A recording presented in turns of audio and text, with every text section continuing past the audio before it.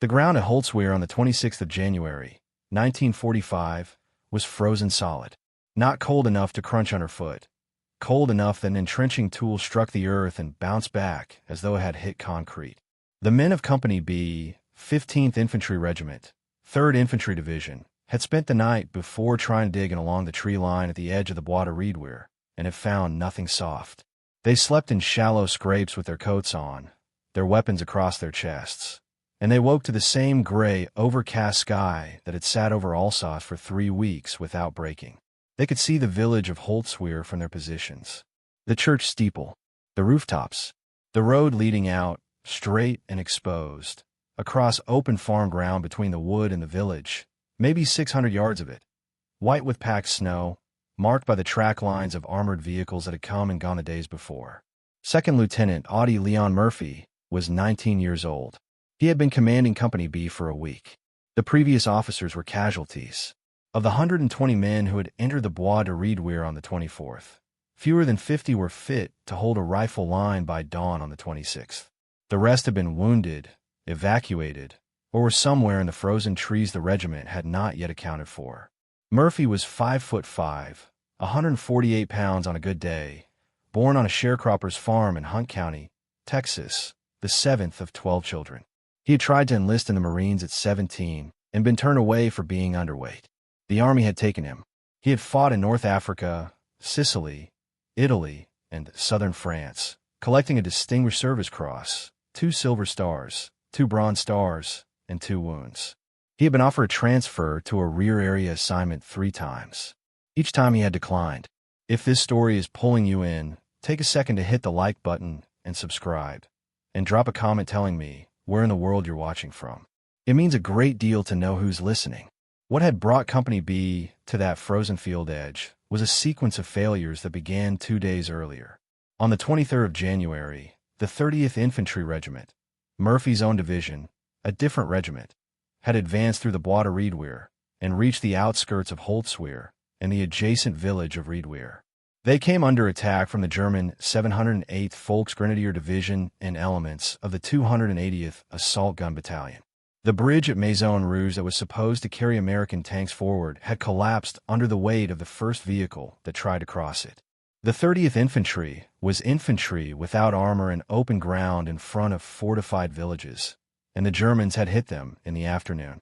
A witness recalled that after that day was over, men went down to the Colmar Canal to drink, and the bodies were thick enough in the water that you had to push them aside. The 30th was pulled back. 3 days out of action, rebuilding. The 15th Infantry Regiment went forward in its place. The Colmar Pocket was the reason for all of it. By November of 1944, American and French forces had pinched the Wehrmacht west of the Rhine and Alsace into a semicircular bridgehead centered on the city of Colmar. 30,000 German troops inside that perimeter, armor, artillery, and seasoned infantry, men for divisions that had been fighting since the opening campaigns of the war. Logistics ran east across the Rhine on pontoon bridges. The pocket was a problem. If it held, it tied down Allied forces needed for the push into Germany. If it broke out, it threatened the southern flank of the entire Allied advance. French First Army and the American Seventh Army were tasked with reducing it, and January of 1945 was when that reduction began in earnest. The Bois de Riedwehr was described in the operational orders of the 15th Infantry as being of cardinal importance. The forest dominated the German stronghold at Holtzwehr, and Holtzwehr was the key to the pocket's northern sector. Its possession was essential. Those were the written words of Lieutenant Colonel Keith, Ware, executive officer of the regiment, composing the assessment after the fact. Essential. Cardinal importance. The words that cover what it cost to take a stand there. 2 M10 tank destroyers from the 601st Tank Destroyer Battalion arrived at Company B's position before dawn on the 26th. Lieutenant Colonel Walter Tardy commanded the battalion. The 601st was one of the most experienced tank destroyer units in the American Army.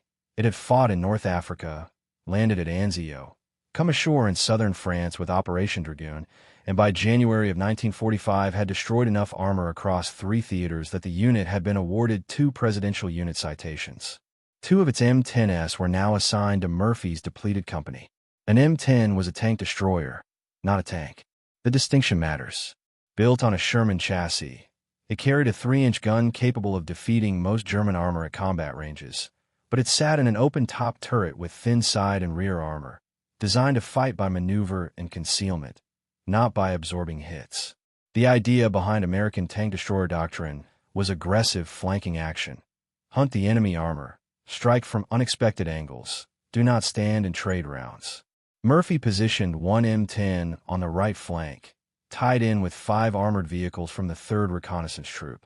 The second M10 he placed 40 yards forward of his command post, which was a drainage ditch 10 yards behind it.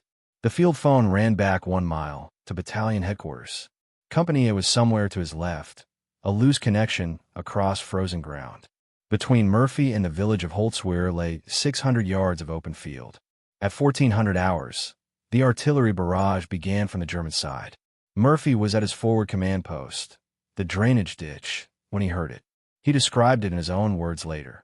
He had spotted the counterattack forming from a shallow emplacement. 6 tanks and approximately 250-foot soldiers in white camouflage suits advancing across the snow-covered ground, impossible to detect at much more than a mile. He reached for the field phone and called the artillery officer at battalion headquarters and arranged for fire from the 2nd Battalion guns before the German barrage had finished arriving. He had the phone to his ear when the shells began landing in the trees behind him. The German infantry that Private First Class Donald Ekman of Company B saw from the tree line was the 2nd Mountain Division, transferred to the Colmar region from Norway. Not replacement troops or Volksgrenadiers scraped together the last of the war, but a formation of professional mountain soldiers, trained for cold weather and difficult terrain, wearing winter kit, moving in extended order across the open ground with the 6 German tanks advancing in front of them. Ekman remembered seeing the pennants on the tank antennae. That was the detail that fixed the moment for him. Small colored flags snapping in the January air above 6 armored vehicles, and the infantry spread out behind them. The 2 M10s of the 601st opened fire. The rounds went out, and the German tanks kept coming. One of the M10s was hit by a return round and caught fire. Its crew did what training and instinct both dictated. They bailed out and moved toward the trees, away from the burning vehicle. The second M10 continued firing until a German tank round put it out of action as well. The machine gun crew that had been set up on the flank went silent, hit by shrapnel or suppressed under the weight of incoming fire. The German infantry was still coming. Murphy got on the phone again, calling corrections to the artillery, adjusting the fall of shot closer to his own position with each call, pulling the rounds toward Company B's line because the Germans were that close, because there was no longer any margin between the 2 sides. He emptied his M1 carbine. The magazine came out empty, and there was nothing in the position to reload with. He looked to his right and saw the burning M10. Its crew was gone. The turret, still intact. The 50 caliber machine gun in the ring mount, still pointing where it had been left when the crew abandoned it. The tank destroyer was on fire. The ammunition it carried was burning. Nothing about the vehicle said it would survive the next 10 minutes. Murphy climbed onto it. What happened in the next hour is recorded in the Medal of Honor citation, in the after-action interviews of the surviving soldiers of Company B, and in Murphy's own account written years later. From the tree line, 40 or 50 yards back in the trees, the men of Company B watched their commanding officer standing on a burning vehicle in the open, enemy fire coming in from 3 sides, a pair of German tanks now abreast of his position with their turrets swinging toward him, and Murphy working the 50 caliber in short, controlled bursts into the advancing infantry. Private Anthony Abramski, watching from the wood's edge, wrote later that he expected the tank destroyer to blow up under Murphy at any moment. He called it the greatest display of guts and courage he had ever seen. The smoke from the burning vehicle did something that the record notes, but that Murphy himself acknowledged. It obscured his position from the German gunners. They were firing at where the machine gun fire was coming from, but the smoke moved with the wind and the turret moved with Murphy's adjustments, and for the first several minutes of that hour the Germans could not fix him precisely enough to put a round directly on him. He was on the phone at the same time. The field phone still functioned. The wire had not been cut, calling artillery adjustments in between bursts, directing the battalion guns to walk shells along the German infantry line while he suppressed with the 50 caliber from above. Germans reached within 10 yards of the burning M10. 10 yards. The length of a room. Murphy cut them down. He kept firing.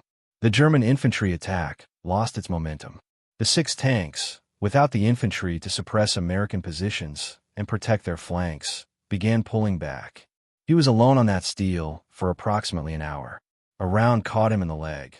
The record does not specify when in the engagement the wound occurred, only that he was hit and that he continued firing. When his ammunition was exhausted, he climbed down from the burning M10, crossed the open ground to the tree line, told the medic he did not need attention, assembled what was left of Company B, and led them in a counterattack that recovered the ground the German assault had briefly taken. The M10's turret blew apart shortly after he left it. The explosion sent it high enough that men in the trees saw it clearly. Murphy wrote later that as he walked away from the burning vehicle, one thought kept repeating: how come he was not dead? The question that the record cannot fully answer is what Murphy was thinking in the second between emptying his carbine and climbing onto that vehicle. The after-action interviews do not capture it. His autobiography, published 10 years later under the title To Hell and Back, gives a version of the moment, but Murphy himself acknowledged that memory and combat do not keep clean accounts of each other. What the record does show is the geometry of the decision. He was standing at the edge of the drainage ditch that had been his command post. The burning M10 was 10 yards away. In the open, the crew gone, the vehicle producing a column of black smoke visible for half a mile. The German infantry was still crossing the field. The artillery Murphy had been directing was working. The battalion guns were dropping rounds between the tree line and the village. But artillery alone does not stop infantry assault at close range, not once they have closed to within a few hundred yards and scattered into whatever ground cover exists. What stopped them was the .50 caliber. Murphy knew that. He climbed. The M10's ring-mounted .50 caliber machine gun was the standard heavy machine gun in the American inventory, firing around 12.7 millimeters in diameter at a muzzle velocity of approximately 900 meters per second. A single round was capable of penetrating light vehicle armor at combat range. Against infantry in winter camouflage crossing open snow, it was devastating at any range up to 1,000 yards. The weapon had a cyclic rate of fire of around 450 rounds per minute in its M2 configuration, which is what the 601st Tank Destroyer Battalion used, though any sustained rate above 100 rounds per minute risked overheating the barrel under continuous fire. Murphy was not firing continuously. The accounts from the tree line describe controlled bursts. He was working the gun with the training he had been building since 1942, adjusting between bursts to walk the fire across the advancing German line. The German infantry belonged to the 2nd Mountain Division.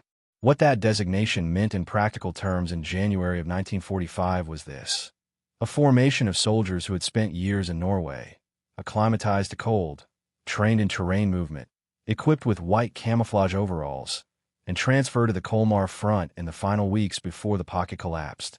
They were not inexperienced men. When the .50 caliber opened up from the burning tank destroyer, they did not rout immediately. They went to ground where ground existed, shallow depressions in the snow, shell craters from earlier fighting, the far sides of the frozen furrows in the farm field. Some of them crawled forward. The citation records that German soldiers reached within 10 yards of the vehicle before Murphy cut them down. The snow between the tree line and the M10 was marked afterward with the positions where men had fallen. The 6 German tanks were a more complicated problem. A .50 caliber machine gun cannot defeat tank armor at any range. Murphy was not trying to destroy the tanks. What he understood, and what the tactical record confirms, was that infantry and armor depend on each other in exactly the way that the German assault was structured. The tanks needed the infantry to protect them from close-range anti-tank weapons and to clear American positions. The infantry needed the tanks to suppress American fire and provide mobile cover for their advance. Murphy was breaking one half of that equation. Without infantry support, the tanks could not advance into the tree line without exposing themselves to whatever anti-tank weapons might still be functional in the American position. They could fire their main guns and their coaxial machine guns from range, which they did. The accounts describe tank rounds coming in around the burning M10, cracking into the frozen earth and the trees beyond, but they could not advance far enough to overrun the position. The infantry assault was stalling. The tanks held a distance. If this is the kind of history you want more of, subscribe and turn on notifications. There's far more in the record still cover. Your support is what keeps these stories coming. Murphy kept directing artillery at the same time. He had the field phone with him, the wire running back across the open ground to the battalion switchboard, somehow uncut through the barrage, and between bursts on the 50 caliber, he was calling corrections to the guns a mile behind him. The second lieutenant of a depleted rifle company, alone on a burning vehicle in the middle of a German assault, simultaneously working a heavy machine gun and coordinating indirect fire from a telephone. The battalion artillery officer who took the calls later confirmed that Murphy's voice remained steady throughout. No urgency that would indicate panic. Corrections given clearly, distances and directions stated plainly, fire adjusted in increments. The rounds were walking across the German infantry line, while the 50 caliber worked the closer targets. He had been on the vehicle for close to an hour when a German round caught him in the leg. The wound is documented in his medical record, though the exact timing within the engagement is not recorded in any of the after-action accounts with precision, whether it was early, middle, or near the end of the hour. What the accounts do record is that he did not stop. He kept firing. When the ammunition for the 50 caliber was finally exhausted, the last rounds gone, the gun working empty, he climbed down from the vehicle, crossed back toward the tree line on a wounded leg, and reached the survivors of Company B in the trees. He told the medic he did not need attention. The medic noted the wound, and Murphy refused evacuation. He spent the next several minutes moving through the Company B positions along the tree line, assessing what was left, head counts, ammunition status, who was still functional and who was not. Then he formed the survivors into a line and led them back out of the trees and across the ground toward the positions the German infantry had briefly occupied during the assault. A counterattack with a handful of exhausted men against an enemy that had just committed 250 soldiers and 6 tanks to take that ground. The Germans, their assault broken, their infantry casualties significant, pulled back toward Holtzwihr. Company B retook the open ground at the tree line. Murphy's men held it. The turret of the M10 blew apart sometime after Murphy left it. The detonation was large enough that men across the whole Company B position saw it and heard it clearly. Murphy had been standing on that turret for an hour while the vehicle burned beneath him. The fuel, the propellant charges for the 3-inch gun, the store machine gun ammunition, all of it had been cooking throughout the engagement, the heat building through the hull, and it held together long enough for him to fire the gun dry and walk away. On June 2, 1945, Lieutenant General Alexander Patch, commanding general of the 7th Army, pinned the Medal of Honor on Audie Murphy's uniform at a ceremony in Germany. Murphy was 19 years old.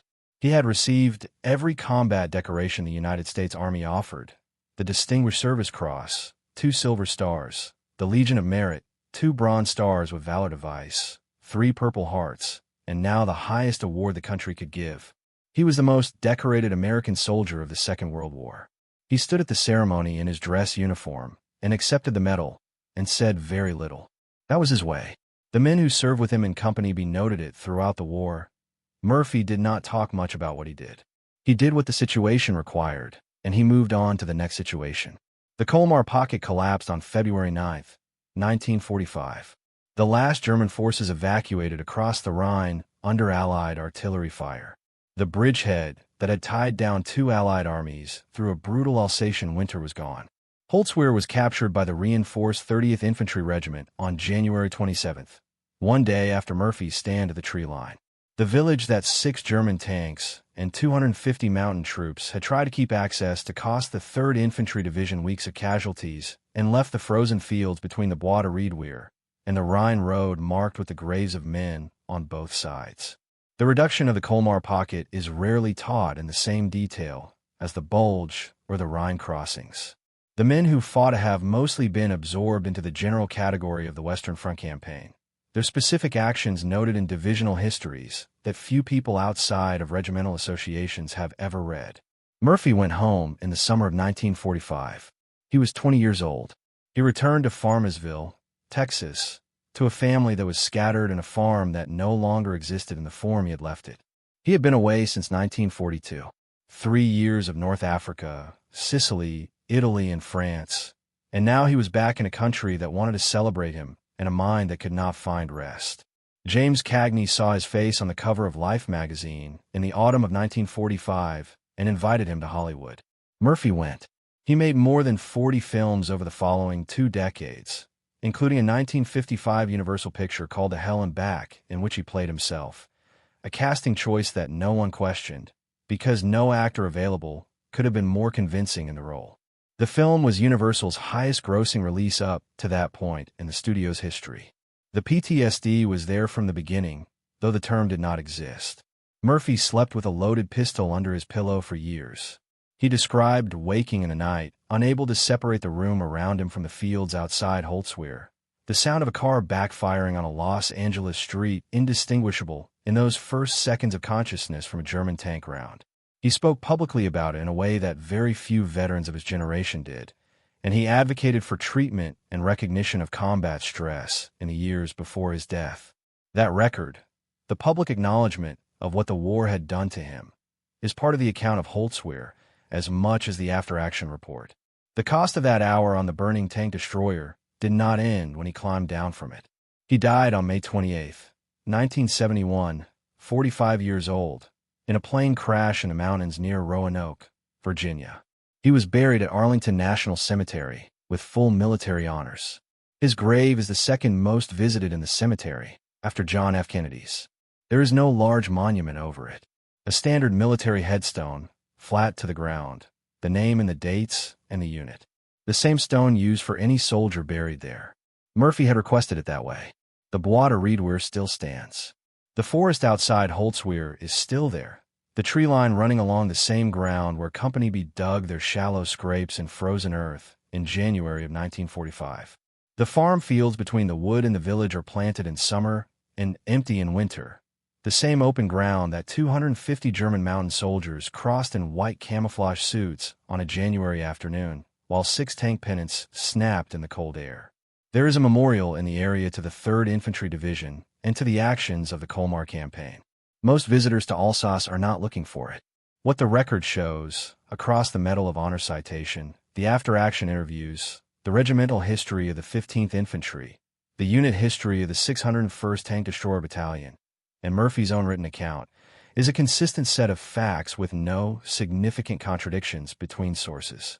A depleted company of fewer than 50 men held a tree line against a coordinated assault by 6 tanks and 250 infantry because one 19-year-old lieutenant climbed on a burning steel and refused to leave it. The German assault broke. The Bois de Reedweir stayed in American hands. The Colmar pocket closed 2 weeks later. The war in Europe ended 4 months after that. Murphy never claimed the outcome was the result of anything beyond the immediate necessity of the moment. He had a gun available. The position had to be held. He used the gun. That was how he described it. The simplicity of the account is its own kind of testimony, the distance between what he said it was and what the men watching from the trees said it was. They could not explain how he was still alive when he climbed down. He could not explain it either. The burning tank destroyer's turret answered the question for both of them a few minutes after he left it, in a detonation large enough to be seen from across the field. Thank you for staying with this until the end. If what you heard here stayed with you, the other films on your screen carry the story forward. Subscribe if you haven't, and I'll see you in the next one. Private Abramski's account, written close to the time, returns to the same note of disbelief, not just at the courage, but at the survival. He had watched the whole thing from the tree line, and he could not explain how a man had stood on that burning steel for an hour and come off it. The engagement at Holtzwihr on January 26th was not a battle in the sense of a large formation maneuver. It was a company-level action at the edge of a forest in a mid-sized operation that was itself a subcomponent of the reduction of a German bridgehead that most people who were not there have never heard of. The Colmar pocket does not appear in the same popular history that the Normandy landings or the Bulge occupy. The men who fought it did not come home to parades organized around it. They came home to the same silence most combat veterans returned to, the particular silence of men who had seen things that did not translate well into ordinary conversation. Murphy came home to Texas and spent months sleeping with a loaded pistol under his pillow, waking from nightmares and cold sweats, unable to explain to people around him what he was carrying. The condition had no official name yet. The Army called it battle fatigue when it acknowledged it at all. What made Holtzwihr significant beyond the immediate tactical result? Company B held its position. The Germans did not retake the Bois de Reedweir. The Colmar pocket continued its reduction on schedule, was the mechanism of the outcome. A single soldier, by choosing to stand on a burning vehicle and work a heavy machine gun while simultaneously directing artillery, had functionally disrupted the combined arms doctrine of a veteran enemy unit. The German assault had been correctly planned and executed up to the moment the .50 caliber opened up from the M10. The tanks advancing with infantry screen, the artillery preparation softening the American line, the mountain troops in white crossing open ground behind armor. These are the right moves. They should have cleared the position. What they encountered instead was a man who removed himself for the calculation of risk that would have stopped anyone else and stayed at his gun.